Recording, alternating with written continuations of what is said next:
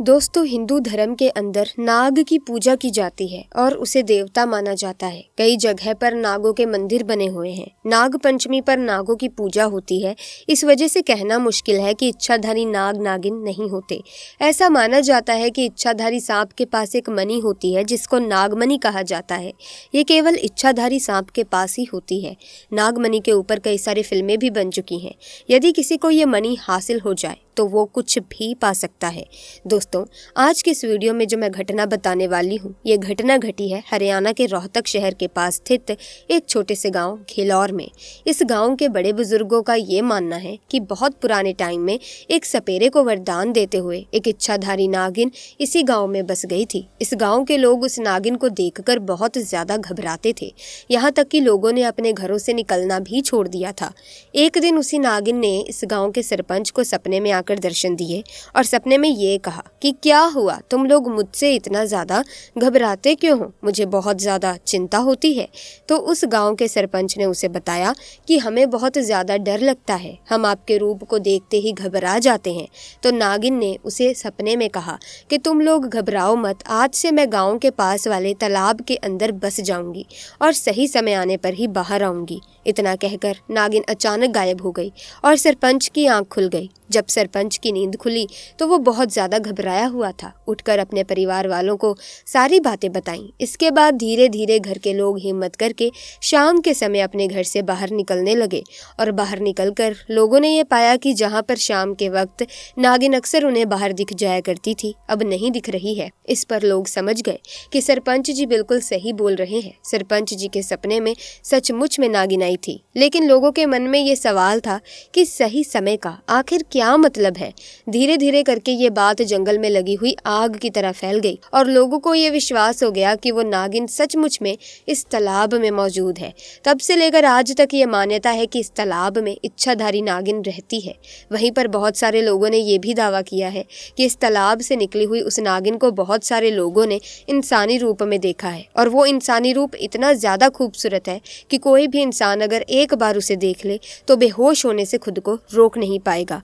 लेकिन क्योंकि नागिन ने कहा था कि सही समय आने पर वो इस तालाब से बाहर ज़रूर आएगी, तो इसीलिए गांव वाले उस तालाब के आसपास तक आने से डरते थे और वहाँ कोई भी नहीं जाता था। खैर, धीरे धीरे समय बीतता गया और अब इस बात को करीब 200 साल बीत गए थे और 200 साल बीत जाने के बाद जो हुआ उसने सबके रोंगटे खड़े कर दिए। लेकिन दोस्तों, 200 साल बाद एक चौंका देने वाली ऐसी कौन सी घटना सामने आई जिसने सबको दहला दिया? आइए आपको बताते हैं। दोस्तों, ये घटना कुलदीप सिंह नाम के व्यक्ति के साथ घटित हुई जिसने नागिन के आज भी उस तालाब में होने का सबूत दिया। दरअसल दोस्तों, कुलदीप सिंह के परिवार में उनकी पत्नी के अलावा उनका एक 5 साल का बेटा था। कुलदीप सिंह की एक तालाब के किनारे पर 200 बीघा जमीन थी जिस पर खेती करके वो अपने परिवार का पालन पोषण किया करते थे।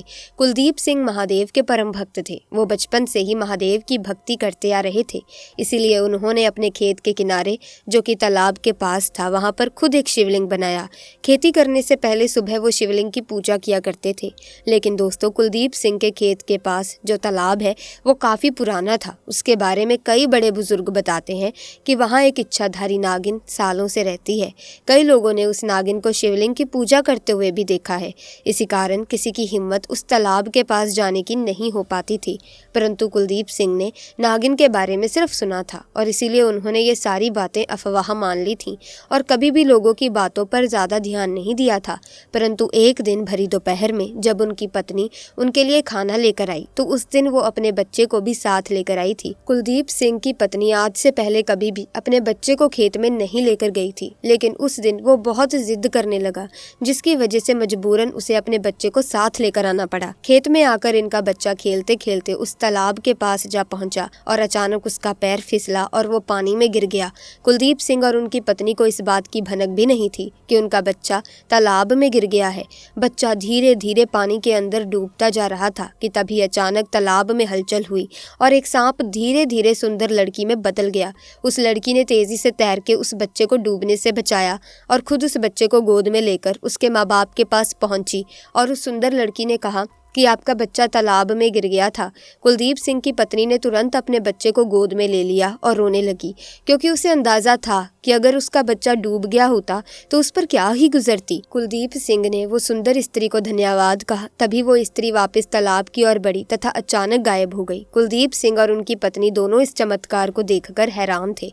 तभी कुलदीप सिंह को लोगों के द्वारा बताए गए उस तालाब में रहने वाली नागिन से संबंधित सभी बातें याद आने लगी और उसे अब ये समझते हुए देर नहीं लगी कि उसके बच्चे की जान किसी साधारण लड़की ने नहीं बल्कि उसी इच्छाधारी नागिन ने बचाई है, जो सालों से इस तालाब में रहती थी। दोस्तों, जब ये घटना गांव के बाकी लोगों को पता चली तब उन्हें यकीन हो गया कि नागिन किसी को नुकसान नहीं पहुंचा सकती। दोस्तों, कहते हैं कि नाग नागिन का जोड़ा अगर कहीं पर भी दिख जाए तो उसे मारना तो दूर, उसे छूना भी नहीं चाहिए, क्योंकि कहते हैं ना कि नागिन अपने मरे हुए नाग की आंखों में देखकर उसके कातिल का पता कर लेती है, जिन्होंने उसे उसके नाग से जुदा किया हो। और जब तक नागिन अपना बदला पूरा ना कर ले वो चैन से नहीं रहती। चमत्कारी शक्तियों से लैस ये इच्छाधारी नाग नागिन इच्छा अनुसार मनुष्य सहित किसी भी प्राणी का रूप धर सकते हैं। वे बहुत लंबी उम्र जीते हैं, बशर्ते कोई असमय उनकी हत्या ना कर दे। उनके साथ रहस्यमय नागमणि के किस्से भी जुड़े हैं। नागों में पाया जाने वाला एक ऐसा चमकीला और बेशकीमती पत्थर जिसे हासिल करने वाला आरोग्य और दुनिया भर के ऐश्वर्य का स्वामी बन जाता है। इस पत्थर को नागमणि के नाम से जाना जाता है। कहते हैं कि जिस भी व्यक्ति के नागमणि हाथ लग जाती है उसकी किस्मत चमक उठती है। आम जनता में ये बात प्रचलित है कि कई लोगों ने ऐसे नाग देखे हैं जिसके सर पर मणि थी। हालांकि पुराणों में मणिधर नाग के कई किस्से हैं। भगवान कृष्ण का भी इसी तरह के एक नाग से सामना हुआ था। नागमणि को भगवान शेषनाग धारण करते हैं। पुराणों और लोक कथाओं में नागमणि के किस्से आम लोगों के बीच काफी प्रचलित है। नागमणि सिर्फ नागों के पास ही होती है। नाग नागिन के अमर प्रेम और नाग की हत्या हो जाने पर नागिन के प्रतिशोध की लोमहर्षक कथाओं से भी हम परिचित हैं। नागिनें सुंदर स्त्री का रूप धरकर मनुष्य से प्रेम भी करती हैं। अल्पकालिक विवाह भी और उनके साथ बदले की कार्रवाई भी वास्तविकता और तर्क से परे होने के बावजूद इन इच्छाधारी नाग और नागिनों ने सदियों से हमारे मानस का एक हिस्सा घेर रखा है। आज के वैज्ञानिक युग में भी इच्छाधारी नाग नागिनों के प्रति अधिसंख्य लोगों की आस्था में कोई कमी नहीं है। लोग उनसे डरते भी हैं और देवता मानकर घरों तथा मंदिरों में उनकी पूजा भी करते हैं। देश भर में किसी न किसी रूप में मनाया जाने वाला नाग पूजा, नाग पंचमी या मणि पूजा का पर्व उन्हीं को समर्पित है। माना जाता है कि पूजा से नागों को प्रसन्न करने से परिवार को सर्पदंश के भय से मुक्ति और आरोग्य का वरदान मिलता है। हिंदुओं के कई देवताओं को नागों का अवतार बताया गया है। दोस्तों, अगर आपको ये वीडियो अच्छी लगी है और आप साथ ही साथ महादेव के सच्चे भक्त हैं तो पूरी श्रद्धा से, सच्चे मन से, पूरी आस्था से कमेंट सेक्शन में जरूर लिखें हर हर महादेव, जय नाग देवता। प्रिय दर्शकों, महादेव की कृपा आप पर और आपके परिवार पर सदैव बनी रहेगी। इसी के साथ दोस्तों, अगर आप नाग देवता की भी पूजा अर्चना करते हैं बिल्कुल वैसे ही जिस तरीके से आप भगवान शिव की करते हैं तो कभी भी नाग देवता आपको नुकसान नहीं पहुंचाएंगे। नाग को प्रिय दर्शकों अगर आप देवता मानकर पूजेंगे, उनकी पूजा करेंगे, आस्था में लीन हो जाएंगे तो वो कभी आपको डसेंगे नहीं, कभी आपको नुकसान नहीं पहुंचाएंगे। लेकिन वो आपको नुकसान तब तक नहीं पहुंचाएंगे जब तक आप उन्हें छेड़ेंगे नहीं, अर्थात उन्हें सताएंगे नहीं। जब आप उन्हें परेशान करेंगे तो वो अपनी सुरक्षा के लिए फन उठाएंगे और आपको डस सकते हैं। तो ऐसे में आप भी नाग देवता की पूजा अर्चना करें। इसी के साथ वीडियो को लाइक करें, शेयर करें, चैनल को सब्सक्राइब करें। आपका बहुत बहुत धन्यवाद।